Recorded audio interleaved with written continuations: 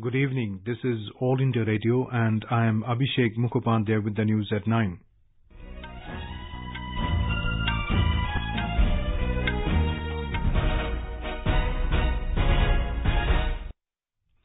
The headlines. India and South Korea sign 11 agreements in various fields. Both countries aim to raise bilateral trade to $50 billion by 2030. Prime Minister Narendra Modi says South Korean companies created employment opportunities by associating with Make in India initiative. Centre releases State's Business Reform Assessment 2018. Andhra Pradesh tops ease of doing business list, followed by Telangana and Haryana. Incessant rain throws Mumbai and its suburbs completely out of gear. In Thailand, 12-member youth football team and their coach rescued from the cave after 17 days. In sports, FIFA World Cup semi-final stage begins with France taking on Belgium at St. Petersburg tonight. And Devish Sharan and his partner, Artem Sitak, are playing for semi-final berth in the men's doubles of Wimbledon Tennis Championships. India and South Korea signed 11 agreements in various areas. 4 pacts were inked today in the field of trade and cultural exchange after delegation-level talks between Prime Minister Narendra Modi and South Korean President Moon Jae-in at Hyderabad House in New Delhi. Besides, 7 agreements were signed on the sidelines of the visit of the South Korean President. In a joint press statement with the South Korean President, Prime Minister Narendra Modi expressed happiness that New Delhi and Seoul have taken a strong step towards upgrading comprehensive economic partnership agreement in form of early harvest package. हमने अपने comprehensive economic partnership agreement को upgrade करने की दिशा में आज early harvest package के रूप में एक ठोस कदम उठाया है। अपने संबंधों के भविष्य और विश्व में हो रहे रैपिड टेक्नोलॉजी चेंजेस को देखते हुए हमने साथ मिलकर इनोवेशन कोऑपरेशन सेंटर्स की स्थापना और फ्यूचर स्ट्रेटेजिक ग्रुप का गठन करने का भी निर्णय किया है। Mr. Modi said South Korean companies have not just invested in India on a large scale but also created employment opportunities by associating with Make in India initiative. Saying that today the entire world is watching events taking place in the Korean Peninsula, Mr. Modi said India will offer all possible cooperation in order to reduce tensions. पूर्वोत्तर और दक्षिण Asia के proliferation links Bharat के लिए भी चिंता का विषय है और इसलिए इस शांति प्रक्रिया की सफलता में भारत भी एक स्टेक होल्डर है। तनाव कम करने में जो भी सहयोग हो सकेगा हम अवश्य करेंगे और इसलिए हमने अपने परामर्श और समन्वय की गति बढ़ाने का निर्णय लिया है। In his press statement, the South Korean president said that 2 countries have agreed to expand economic cooperation. He said the 2 sides have also decided to expand trade volume by $50 billion. Mr. Moon said he and Mr. Modi agreed to promote cooperation for people, prosperity and peace and respond to 4th Industrial Revolution. India and South Korea have reaffirmed mutual desire to further strengthen special strategic partnership based on shared values of democracy, free market economy, rule of law and commitment to a peaceful and stable region. In a vision document, both countries agreed to work towards fostering a future-oriented partnership for people, prosperity and peace. The document said India sees South Korea as an indispensable partner in its Act East policy. Recognizing the threat emanating from terrorism, violent extremism and radicalism to world peace and humanity, both countries strongly condemn terrorism in all its forms and manifestation. New Delhi and Seoul reaffirmed that India's membership to the Nuclear Suppliers Group will further strengthen the international non-proliferation regime. India today turned the talks between Prime Minister Narendra Modi and South Korean President Moon Jae-in held today in New Delhi as positive and constructive. Briefing media in New Delhi, Secretary East in the External Affairs Ministry, Preeti Saran said the 2 leaders decided to further strengthen the relationship. Talks between our Prime Minister and President Moon were very positive, very constructive and forward-looking. Both leaders noted their very deep optimism in the future of our bilateral relationship and appreciated each other's roles in peace, stability and prosperity of their region. Andhra Pradesh has topped the ease of doing business while Telangana is on 2nd and Haryana on 3rd position. Ramesh Abhishek, Secretary, Department of Industrial Policy and Promotion today released State Business Reform Assessment 2018 at an event in New Delhi today. Jharkhand, Gujarat, Chhattisgarh, Madhya Pradesh, Karnataka, Rajasthan and West Bengal are in the top 10 list. DIPP, in collaboration with the World Bank, conducts an annual reform exercise for all states, union territories under the Business Reform Action Plan, BRAP. In Jammu and Kashmir, 2 Jaish-e-Mohammed terrorists, including a Pakistani national, were killed and 2 army men injured in an encounter in Kundalan village in Shopian district today. Police said the slain terrorists were identified as Samir Ahmed Sheikh from Shopian and Babar from Pakistan.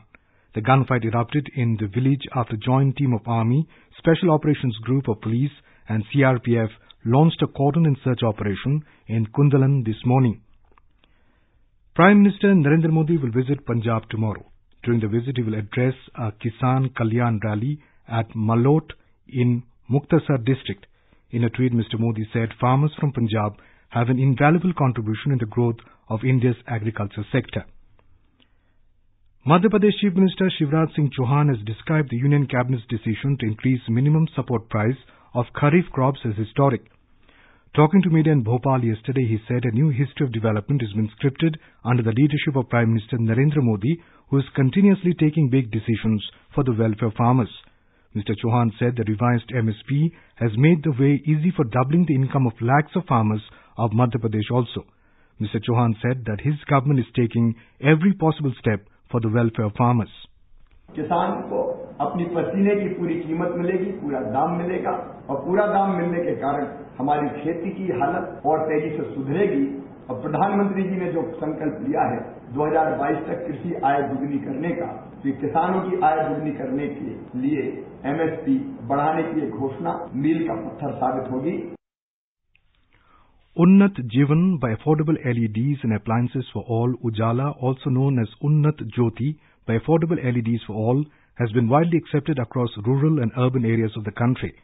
The primary reason for this mass adoption is the capability of LED bulbs to give consistent luminosity even in low voltage. In Arunachal Pradesh, Ujala scheme has gained immense popularity among the people. Here is a ground report on it from our Itanagar correspondent.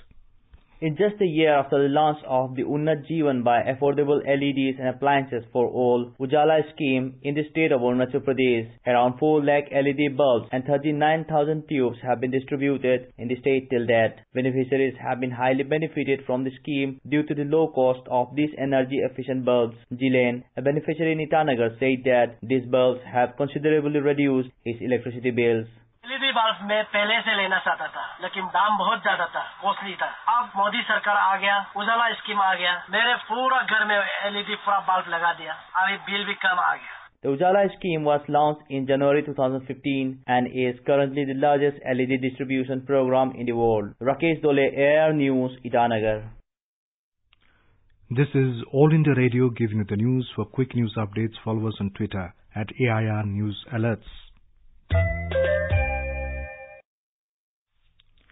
Incessant rains continue to batter Mumbai and its suburbs, throwing routine life completely out of gear. According to the Brihan Mumbai Municipal Corporation, the city has already received more than 61% of its average annual rainfall in just the last 3 weeks. Roads, rail and even air traffic continues to remain affected, with the civic administration on its feet to provide some relief. More from a correspondent. National Disaster Response Force has helped rail and civic authorities in rescuing more than 450 passengers from Vadodara Express that was stranded between Nalasopara and Virar. Western Railways has arranged for special buses to clear the stranded rush of long-distance passengers, as more than 25 long-distance trains including the Rajdhani, Duronto and Shatabdi Express has been cancelled. The Meteorological Department has predicted heavy to very heavy rainfall for the entire Konkan region, including Mumbai, for the next 24 hours. Nisha Rani, AIR News, Mumbai. As monsoon revives in Kerala, heavy rain continues to lash northern districts of the state. A report. Idukki, Kottayam, Wayanad, Ernakulam are the worst affected districts. Heavy rain is flooding the low-lying areas and filling up dams. As landslide is feared, high alert is issued in the hilly region of the state. Meanwhile, Met Department predicts heavy rain to continue in Kerala till July 17th. Mayusha for AIR News from Thiruvananthapuram. The National Disaster Response Force (NDRF) is fully geared up to face any eventuality arising due to floods. Home Ministry in a statement said to mitigate the impact of the disasters, which may be triggered due to heavy rains, NDRF has deployed its rescue and relief teams in vulnerable areas across the country. The government has convened an all-party meeting on the 17th of this month ahead of the monsoon session of Parliament. During the meeting, the centre will seek opposition support for the smooth conduct of proceedings in both the houses. The monsoon session of Parliament will begin on the 18th and will continue till the 10th of next month. Rajya Sabha has entered into a Memorandum of Understanding MOU with a foreign counterpart, Rwanda, for promoting inter-parliamentary dialogue. In this process, Rajya Sabha Chairman M. Venkaiah Naidu has become the first chairman to sign such an agreement after signing an MOU with the President of Rwanda, Bernard Makuza, in New Delhi today. All 12 members of the Thai youth football team and the coach have been brought safely out of the cave in northern Thailand after 17 days.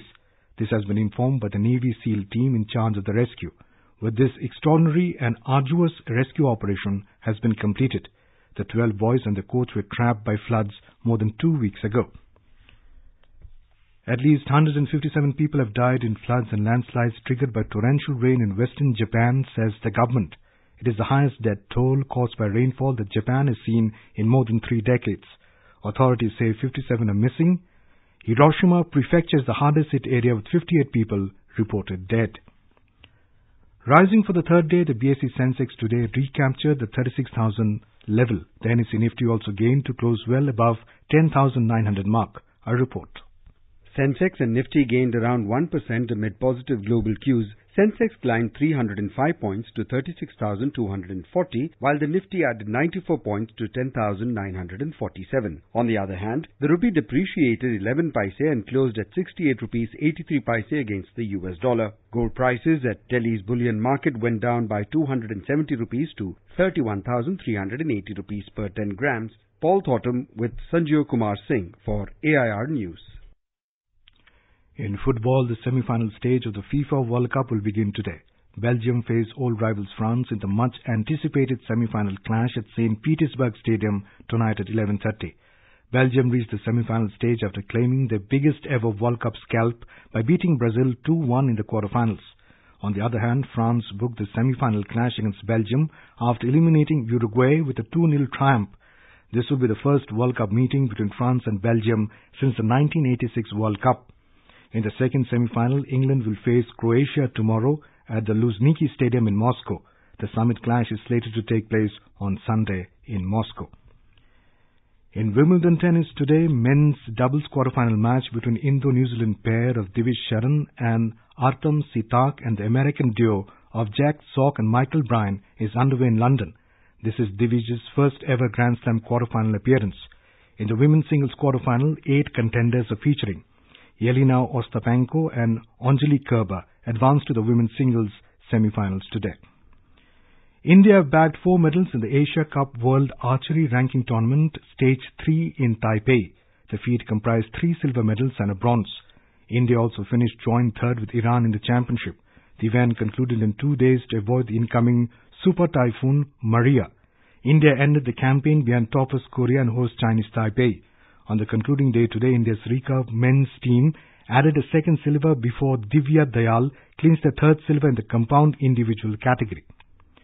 And now, before we end the bulletin, the headlines once again. India and South Korea signed 11 agreements in various fields. Both countries aim to raise bilateral trade to $50 billion by 2030. Prime Minister Narendra Modi says South Korean companies created employment opportunities by associating with Make in India initiative. Centre releases State's Business Reform Assessment 2018.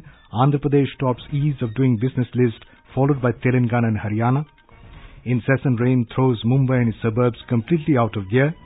In Thailand, 12-member youth football team and the coach rescued from the cave after 17 days. In sports, FIFA World Cup semi-final stage begins with France taking on Belgium at St. Petersburg tonight. And Divish Sharan and his partner Artem Sitak are playing for semi-final berth in the men's doubles of Wimbledon Tennis Championship. And for details of these stories and more, log on to our website www.newsonair.nic.in. And that is all in the news at 9. Good night.